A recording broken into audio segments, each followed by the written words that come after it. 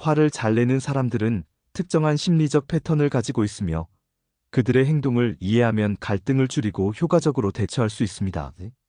이들은 보통 자기방어 본능이 강해 사소한 비판이나 조언도 자신을 향한 공격으로 받아들이고 방어적으로 반응합니다. 자신의 실수를 인정하기보다는 상대를 탓하며 감정적으로 격한 반응을 보이는 경우가 많습니다. 또한 감정을 직설적이고 강하게 표현하는 경향이 있습니다. 화가 나면 거친 말투와 태도로 상대방을 압박하며 논리적인 대화보다는 감정적인 반응을 우선하게 됩니다. 즉흥적인 감정 조절이 어려운 것도 특징입니다. 순간적으로 감정이 치솟으면 깊이 생각하기 전에 즉각 반응하고 후회하더라도 자존심 때문에 사과하지 않는 경우가 많습니다. 또한 상대방을 통제하려는 경향이 강해 본인의 의견이 받아들여지지 않으면 화를 내고 상대가 자신에게 맞춰주기를 기대합니다. 관계에서도 주도권을 잡으려 하며 기대대로 되지 않으면 짜증을 내는 모습을 보입니다. 이들은 인내심이 부족하고 작은 일에도 쉽게 화를 냅니다. 기다림이나 예상치 못한 변화에 적응하기 어려워하며 감정을 조절하지 못해 주변을 긴장하게 만듭니다. 예를 들어 식당에서 주문이 늦어지면 큰 소리로 불평하거나 운전 중 끼어들기를 당했을 때 즉각적으로 화를 표출하는 모습이 대표적입니다. 결국 화를 잘 내는 사람들은 자신을 보호하거나 주도권을 잡으려는 의도로 분노를 표출하는 경우가 많습니다. 이들의 심리를 이해하면 감정적으로 휘둘리지 않고 적절하게 대응할 수 있습니다. 중요한 것은 그들의 감정을 무조건 받아주거나 피하는 것이 아니라 효과적으로 갈등을 관리하면서도 자신의 감정을 지키는 것입니다. 화가 난 사람을 대할 때 진정해라라는 말은 오히려 감정을 더 자극할 수 있습니다. 대신 보다 효과적인 방법으로 상대방의 감정을 가라앉히고 상황을 주도하는 것이 중요합니다. 먼저 상대의 감정을 거울처럼 반영하는 것이 효과적입니다. 화가 난 사람은 자신의 감정을 이해받고 싶어 하므로 지금 정말 답답하고 속상한가 보네요. 어떤 점이 특히 그렇게 느껴지세요? 와 같이 감정을 반영해주면 상대가 스스로 감정을 정리하는 데 도움이 됩니다. 또한 침묵을 활용하는 것도 좋은 방법입니다. 즉각적인 반응을 하기보다 잠시 침묵을 유지하며 부드러운 표정을 짓고 차분한 태도를 보이면 상대방도 자연스럽게 감정을 가라앉힐 수 있습니다. 목소리를 낮추는 것도 감정을 조절하는 효과적인 방법입니다. 화가 난 상대에게 낮고 조용한 목소리로 천천히 말하면 상대방도 자연스럽게 감정을 가다듬게 됩니다. 예를 들어, 내가 더 신경 써야 했네요. 어떻게 하면 더 잘 맞춰갈 수 있을까요? 라고 부드럽게 말하면 대화의 방향이 차분해질 수 있습니다. 또한 질문을 활용하는 것도 좋은 방법입니다. 지금 가장 답답한 점이 무엇인가요? 내가 어떻게 도울 수 있을까요? 와 같은 질문을 던지면 상대방은 자신의 감정을 구체적으로 표현하게 되고 감정적인 격분이 줄어듭니다. 마지막으로 물리적인 환경을 바꾸는 것도 효과적입니다. 실내에서 갈등이 발생했다면 잠시 산책을 하거나 차 한잔하면서 이야기하는 식으로 분위기를 전환하면 감정이 누그러질 수 있습니다. 이러한 방법을 활용하면 화난 사람을 보다 효과적으로 대처할 수 있으며 감정적인 갈등을 최소화할 수 있습니다. 화를 잘 내는 사람과 대화할 때 무조건 회피하는 것은 갈등을 더욱 악화시킬 수 있습니다. 그러나 감정이 격해진 상황에서는 적절한 거리두기가 필요합니다.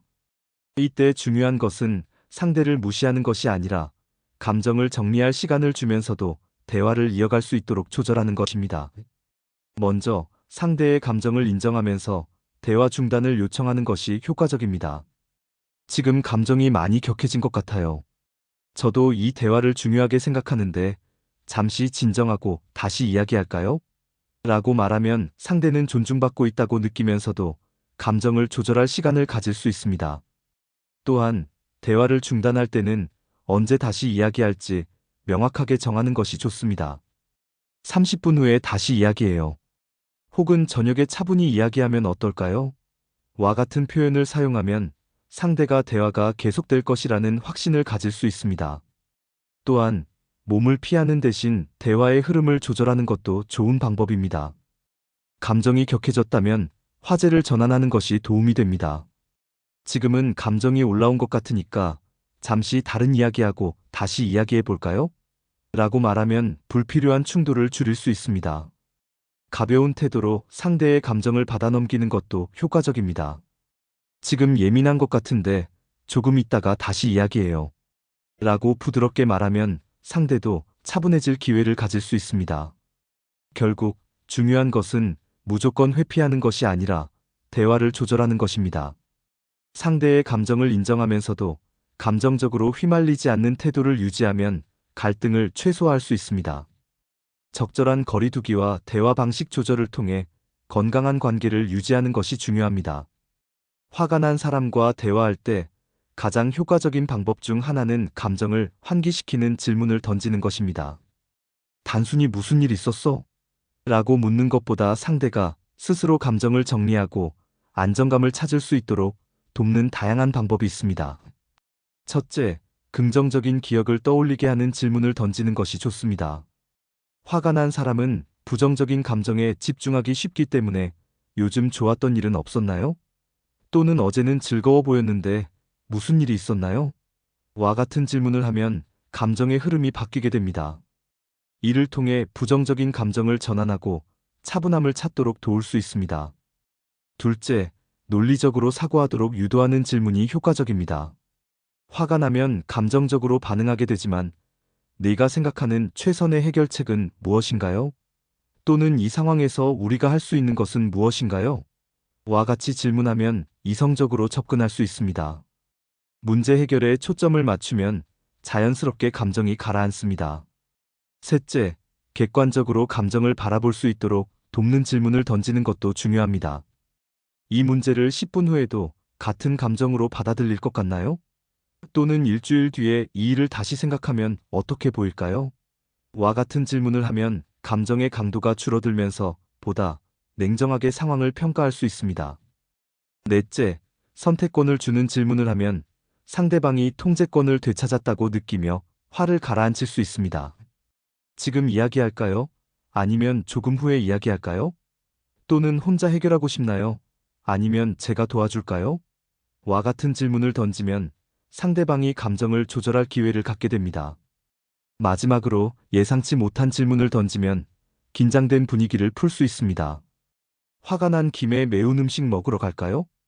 또는 내가 갑자기 노래를 부르면 기분이 나아질까요? 와 같은 유쾌한 질문은 상대방의 감정을 환기시키고 분위기를 부드럽게 만드는 데 도움이 됩니다.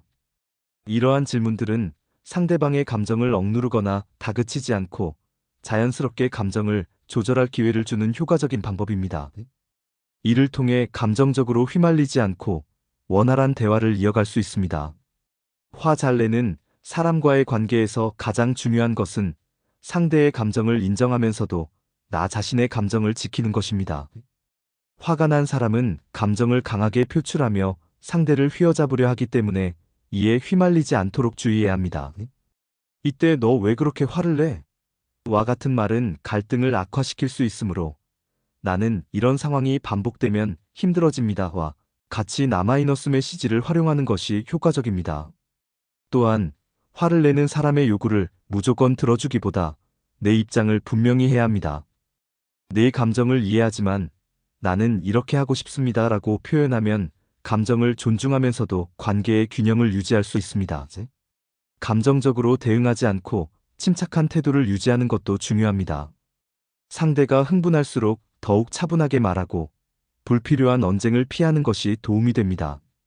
감정적으로 휘말리기보다는 핵심적인 메시지만 전달하는 것이 갈등을 최소화하는 방법입니다. 더불어 대화의 한계를 설정하는 것이 필요합니다. 상대가 감정적으로 격앙되어 인신공격을 하거나 소리를 지르는 경우에는 단호하게 이런 방식으로 이야기하면 나도 불편합니다라고 말해야 합니다.